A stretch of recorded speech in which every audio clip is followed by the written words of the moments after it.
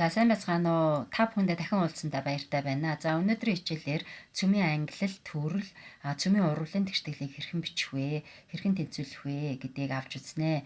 За Мегмар Сүрэн багш байна. За хичээлийн агуулгын хүрээнд өнөөдөр элементүүдийн цөмийн тэмдэглэгээ, цөмийн ангиллыг авч үзнэ. Үүнээс гадна хураангуй болон дэлгэрэнгүй цөмийн уруулыг бичихтэй, цөмийн жижиг хэсгүүдийг хэрхэн тэмдэглэдэг, тэдгээртэй холбоотой бодлого тасгалуудыг ажиллана. За цөмийн уруулыг бичихийн тулд цөмийн тэмдэглэгийг бол сурсан байх ёстой.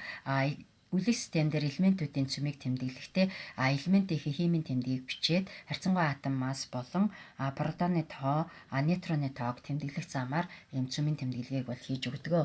За жишээлбэл кальцийн атомын цөмийг авч үзье. Энэ дээр харьцангуй атом масс нь 40, протоны тоо нь 20 буюу үлэх системийн 20 дугаар элемент байгаа.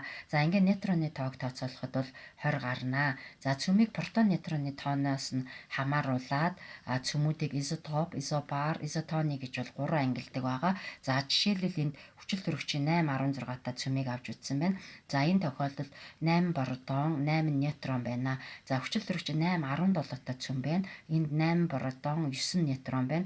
Хүчил төрөгчийн 8, 18 та цөмд 8 протон болон 10 нейтрон агуулгадж байна. За эндээс харахад протоныхоо тоогоор яг адилхан. Өөрөөр хэлбэл бүгдээрээ 8 гэсэн протонтой байна, тийм үү? Харин массынхаа тоогоор өөр байна. 16, 17, 18 гэсэн ийм цөмүүдийг бол изотоп цөмүүд гинэ. Өөрөөр хэлбэл нэг элементийн өөр өөр масстай цөмүүдийг изотоп цөм гэдэг бахнэ. За изобар цөмийн жишээг авч үзье. За энд аргон 18 40-тэй цөм байна. Энд 18 протонтой 22 нейтронтой болж таарна. За калий 19 40-тэй цөм байна. 19 протон буюу 21 нейтроныг агуулсан байна. За кальций 20 40 буюу 20 протон 20 нейтронтой цөм байна. За эндээс ингээ харахад эдгээр цөмүүд нь массын тоогоороо яг адилхан 40 40 гэсэн массын тоотой байна. Гэхдээ өөр өөр элементийн цөмүүд байна, тийм ээ. Аргон, калий, кальций гэсэн өөр элементийн атомууд байна. За ийм учраас массын тоогоороо ижил боловч протоны тоогоороо ялгаатай өөр элементийн атомуудыг изобар цөмүүд гэдэг бахнэ. Эдгээр нь тэгэхээр изобар цөмүүд болох нэ. За изотоны цөмүүдийн жишээн дээр харъя. За энд ксенон 54 136 гэсэн изотоп байна. За энэ дотор 54 протон, 82 нейтрон байна.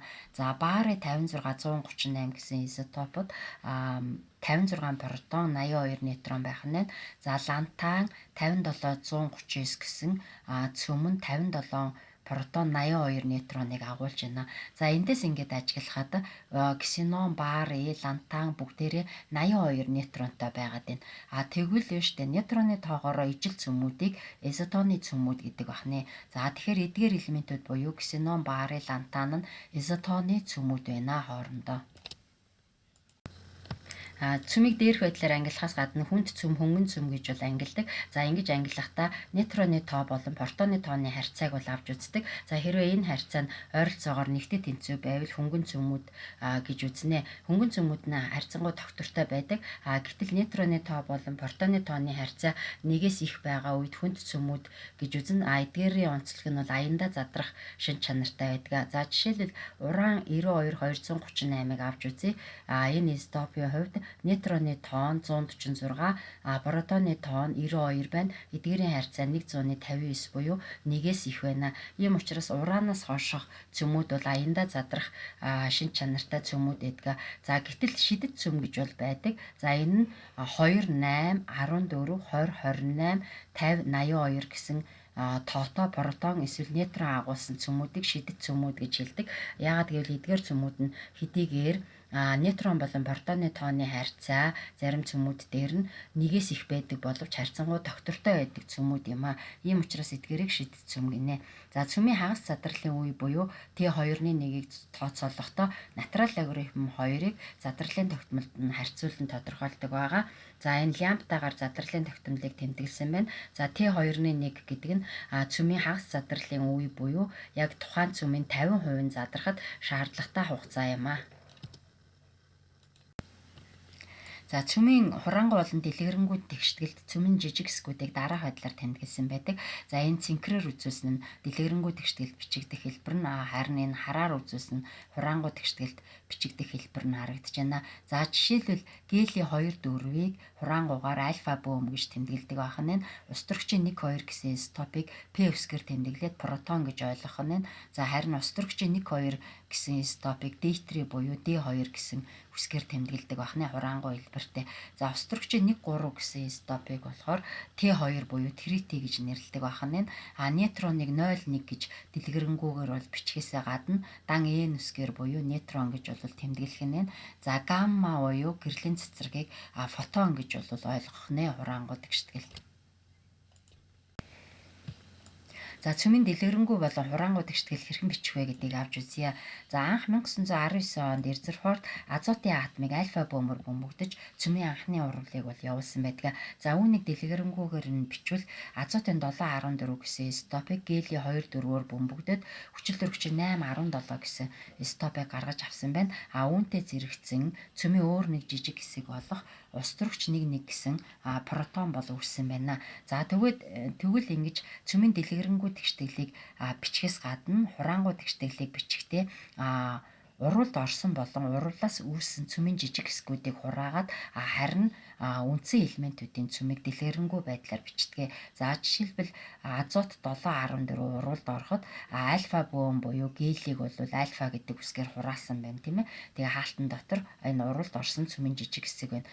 Урвалаас үүссэн цөмийн жижиг хэсэг нь протон учраас P үсгээр тэмдэглээд ингээ хүчил төрөгчийн 817-той цөм үүссэн гэж ингэж бичсэн байна. За цөмийн урвалын үед мөн урвалд орсон болон урвалаас үүссэн бодисуудын массын тооны нийлбэр болон протоны нийлбэр тэнцүү байх ёстой. За жишээлбэл энэ 14 4 гэд массын тооны нийлбэр 18 болж байна тий. Тэгтэл хүчил төрөгч протоны массын тооны нийлбэр мөн 18 болж байна. За ингээд энэ урвал бол тэнцэж гин гэдэг нь харагдаж байна. За цөмийн цэнгийг нэмж үзье.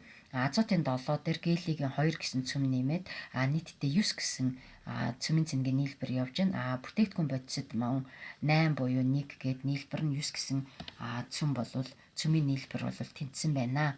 За ингэж цөмийн хураангуй болон дэлгэрэнгүй тэгшгэлт урвалын тэгшгэлийг бас тэнцвүүлдэг.